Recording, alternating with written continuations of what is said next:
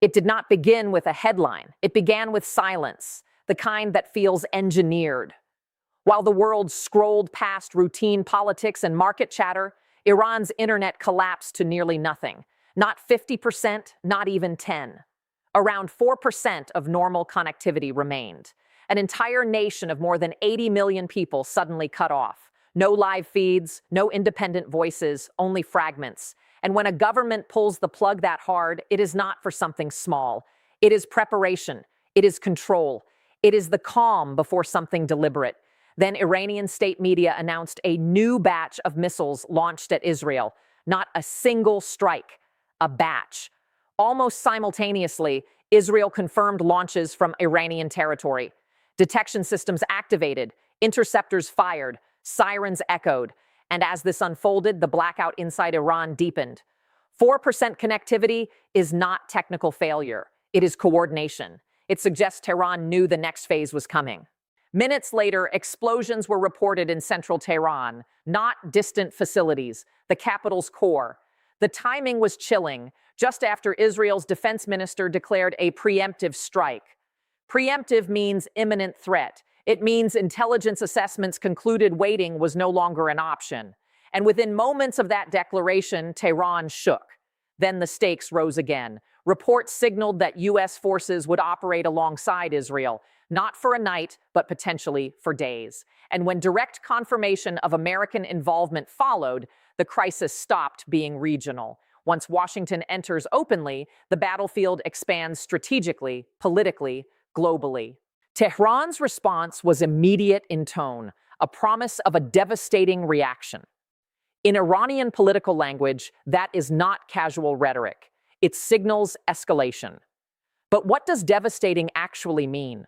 Larger missile waves, strikes on U.S. bases, activation of allied forces across Lebanon, Syria, Iraq, Yemen, or something less predictable, designed to redraw the rules entirely?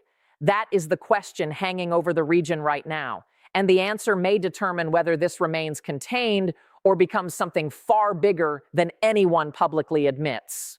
To understand how serious this moment is, you have to look at the broader military architecture in the region. The United States maintains significant assets across the Middle East: air bases, naval deployments, advanced missile defense systems, carrier strike groups capable of launching sustained operations. Israel maintains one of the most sophisticated air forces in the world, with long-range strike capability, advanced intelligence networks, and layered missile defense systems such as Iron Dome, David's Sling, and Arrow. Iran, meanwhile, has spent decades building a massive missile arsenal precisely for moments like this: short-range, medium-range, and potentially longer-range systems, precision-guided munitions, underground launch sites, hardened facilities. The entire structure was designed under the assumption that one day it might face coordinated U.S.-Israeli strikes. The near-total internet blackout inside Iran suggests that leadership may be bracing not just for external attack, but for internal instability. When bombs fall and information disappears simultaneously, it raises another possibility: fear of domestic unrest. Iran has experienced waves of protests in recent years: economic pressure, political frustration, social tension. In moments of external war, governments often tighten information control to prevent panic or mobilization. But shutting down the digital world so dramatically hints at deeper concerns. What if leadership fears that sustained bombardment could trigger unrest at home? What if the missile launches were not only aimed outward, but also meant to project strength internally? Meanwhile, Israel's declaration of a preemptive strike opens a strategic debate. What intelligence triggered this decision? Was there an imminent threat assessment? Was there a belief that Iran was preparing a larger attack?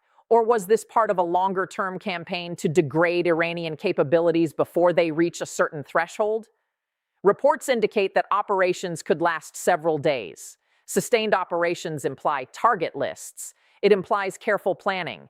It implies coordination between multiple branches of military power. Airstrikes alone are rarely enough in prolonged campaigns. Intelligence support, cyber operations, electronic warfare, all likely in play. Now consider the political layer. Trump's confirmation of U.S. involvement adds an unpredictable dimension. Domestic politics in the United States are already intensely polarized. Entering an active military campaign carries enormous consequences. How unified is Washington behind this move? Is there bipartisan support, or will this deepen internal divisions? Internationally, how will European allies respond? Publicly supportive, quietly cautious. And what about regional powers such as Saudi Arabia and the Gulf states? They sit geographically close to potential escalation zones. Missile trajectories do not respect diplomatic statements. There is also the question of duration. When officials say the operation may last several days, does that mean a limited objective? Or is that simply the opening phase? History shows that conflicts in this region often expand beyond initial timelines. A single miscalculation can widen the theater, an intercepted missile that fails, a strike that hits an unexpected target, a retaliatory move that crosses a red line. Each side may believe it is acting defensively. Each side may believe escalation is controlled. But once momentum builds, control becomes fragile. And here is where the internet blackout becomes even more ominous. With connectivity reduced to approximately 4%, real-time information from inside Iran is severely limited. That creates a fog of war. Limited footage, delayed reporting, fragmented verification. In such an environment, narratives can diverge dramatically. Tehran may present one version of events, Jerusalem another, Washington yet another. Without digital transparency, the outside world is left piecing together signals from radar detections, satellite imagery, and official statements. That uncertainty alone increases volatility. Think about the psychological dimension. For civilians in Israel, sirens and missile alerts are not abstract. They are immediate. Shelters, interceptions, the sound of defense systems activating overhead. For civilians in Tehran, explosions in central districts are equally tangible. The fear of further strikes, the uncertainty of communication, families unable to reach relatives due to internet collapse. War is not just strategy and geopolitics. It is lived reality for millions. And then there is the possibility of regional activation. Iran maintains relationships with armed groups beyond its borders. Hezbollah in Lebanon, various militias in Iraq and Syria, Houthi forces in Yemen. If Tehran chooses to interpret U.S.-Israeli strikes as existential aggression, it may calculate that a broader response is necessary. That could mean multi-front pressure on Israel. It could mean targeting U.S. installations in Iraq or the Gulf. It could mean disruption of shipping routes. The Strait of Hormuz, through which a significant portion of global oil passes, becomes a strategic pressure point in any major escalation. Global markets are already watching. Energy prices react not only to actual disruptions, but to perceived risk. Insurance rates for shipping adjust quickly. Currency markets respond to instability. Even if the conflict remains geographically contained, its economic ripple effects could travel far beyond the region. Now pause for a moment and consider the timing. This did not unfold in isolation. Tensions between Iran and Israel have been building through indirect confrontations for years. Cyber operations, targeted strikes, proxy engagements. But direct exchanges of this scale shift the threshold.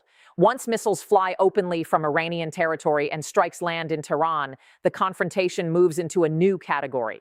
What remains unclear is whether either side believes it can achieve strategic objectives without triggering full-scale war. Israel may aim to degrade specific capabilities. The United States may aim to reinforce deterrence. Iran may aim to demonstrate resilience and retaliatory capacity. But deterrence logic depends on rational calibration. In emotionally charged environments, especially when domestic audiences demand strength, calibration becomes more difficult. We are witnessing not a single headline, but a chain reaction. Missile launches, confirmed detection, explosions in Tehran, preemptive strike declarations, U.S. confirmation of participation, promises of devastating retaliation, internet near blackout. Each element alone would be significant. Combined, they form a pattern that signals one of the most dangerous escalatory spirals in recent years. If you are still with me, understand that what happens in the coming days could redefine regional security architecture for years. Will strikes remain limited? Will retaliation remain proportionate? Or will one miscalculated move pull additional actors into the arena? Watch carefully. Listen closely. Because in moments like this, small signals often precede major shifts. And if you want continued analysis that connects these dots without noise or sensational shortcuts, subscribe to this channel and leave a like so you don't miss what comes next. The situation is evolving rapidly, and what we have seen so far may only be the opening phase of a far more complex and unpredictable confrontation. And now we move into the phase that is far more dangerous than the opening exchange, because once the first missiles are launched and the first confirmed strikes hit central command zones, the question is no longer whether escalation is possible. The question becomes how far each side is willing to go before someone blinks. And right now, there are no visible signs of blinking. Instead, what we see is mobilization, repositioning, recalculation, and silent signals moving through military channels that the public will never fully see. Reports indicate that additional Israeli aircraft have been placed on high alert status, reserve units activated, and long-range strike capabilities prepared for sustained engagement, not symbolic action but operational continuity, meaning this was not improvised in response to a single incident. This appears structured, layered, phased. At the same time, U.S. regional assets are shifting posture, carrier groups adjusting coordinates, air defense batteries recalibrating threat arcs, surveillance systems expanding coverage over key corridors from western Iran through Iraq and into the eastern Mediterranean. When the world's most advanced militaries move like this, they do not do so casually. Every deployment sends a message. Every repositioned asset communicates intent without words. Inside Iran, beyond the blackout, there are signs of internal hardening. Air defenses reportedly activated around sensitive infrastructure, strategic facilities likely placed under maximum protection protocols, Revolutionary Guard units moving into defensive dispersion patterns rather than static concentration, because static concentration invites precision strikes. This suggests leadership is preparing for waves, not one strike, but multiple operational cycles. And here is where the uncertainty multiplies. If the initial Israeli and U.S. strikes target missile infrastructure, command centers, radar systems, or storage depots, Tehran may interpret this not as deterrence, but as degradation. And when a state believes its deterrent capability is being degraded, it often accelerates retaliation before that capability shrinks further. Consider the possibility of asymmetric escalation. Iran does not need to mirror Israeli or American power symmetrically. It can apply pressure indirectly.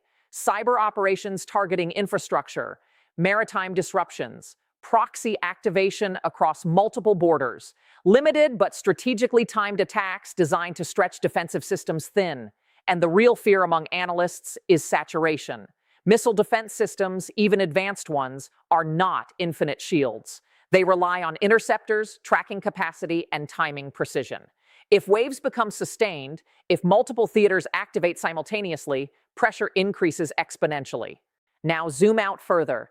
This is not just a regional exchange. The involvement of the United States changes diplomatic geometry. Russia will be watching closely. China will be calculating energy exposure. European capitals will be assessing refugee flow risks, energy market volatility, and alliance cohesion. The Strait of Hormuz becomes more than a shipping route. It becomes leverage. Even the perception of risk there can push global oil prices sharply upward, affecting economies thousands of miles away. Insurance premiums on maritime transit could surge overnight. Airlines may reroute flights to avoid potential airspace closures. Financial markets may react before full clarity emerges. There is also the domestic dimension inside Israel. A preemptive strike carries both military logic and political weight. Leadership must convince its population that the action was necessary, that intelligence justified immediacy, that the threat horizon demanded acceleration. If Iranian retaliation intensifies, public endurance will be tested. Missile defense may intercept many threats, but even a small number penetrating defense layers changes perception rapidly. The psychology of sustained alerts affects civilian morale over time. Inside the United States, the calculus is equally complex. Active military involvement means exposure. U.S. bases in Iraq, Syria, the Gulf states become potential targets. Even limited rocket or drone attacks can escalate public debate. How far is Washington prepared to go if American personnel are directly hit? Does this remain a joint strike campaign with defined boundaries, or does it evolve into a broader confrontation with expanded objectives? And then there is the Iranian domestic front, which may be even more fragile than external observers assume. A near-total internet blackout does not just silence dissent, it also silences reassurance. Families cannot verify information. Rumors spread faster in darkness than facts. If infrastructure is hit, if electricity grids fluctuate, if economic systems are disrupted even temporarily, internal pressure compounds. Leadership must balance projecting strength outward while maintaining control inward. That balancing act is historically difficult during sustained conflict. Some military analysts speculate that what we are witnessing may not be designed as a full war, but as a decisive demonstration phase, an attempt to reset deterrence thresholds before they drift further into instability. Others argue that once overt exchanges begin, restraint becomes politically costly. If one side feels compelled to restore credibility, the cycle deepens. The phrase devastating reaction now hangs in the air like a timer with no visible clock. Does devastating mean direct missile escalation toward major population centers? Does it mean targeting strategic infrastructure? Or does it mean calculated strikes designed to wound but not trigger total war? And here is the strategic paradox. Both sides may believe escalation control is still possible. Both may believe they understand the other's red lines.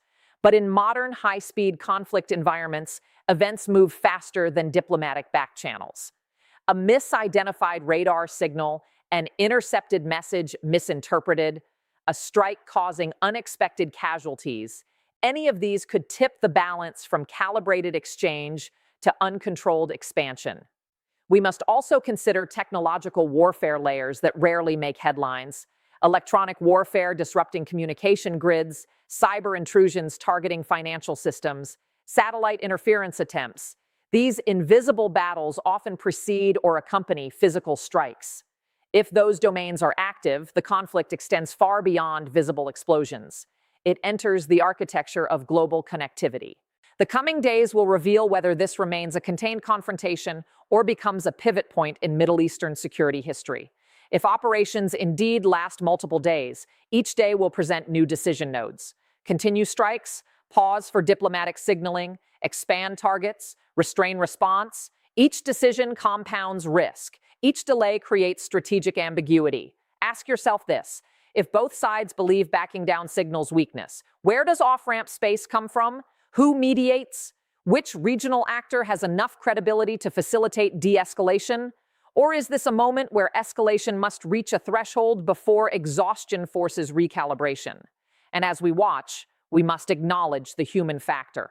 Behind military briefings and strategic maps are families in shelters, families in blackout cities, soldiers on high alert, operators making split-second decisions. History shows that conflicts rarely unfold exactly as planners intend. Uncertainty is the only constant. If you have followed this entire analysis, you understand that this is not just about missiles and explosions. It is about deterrence architecture, alliance credibility, regional power balance, domestic stability, economic shockwaves, and psychological thresholds all converging at once.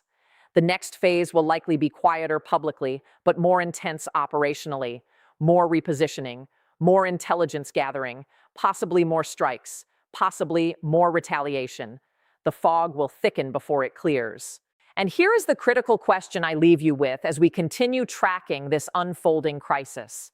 Are we witnessing a limited strategic exchange designed to reset red lines, or the opening chapters of a confrontation that could reshape the region for a generation? Share your perspective in the comments, because in moments like this, public discourse matters more than ever.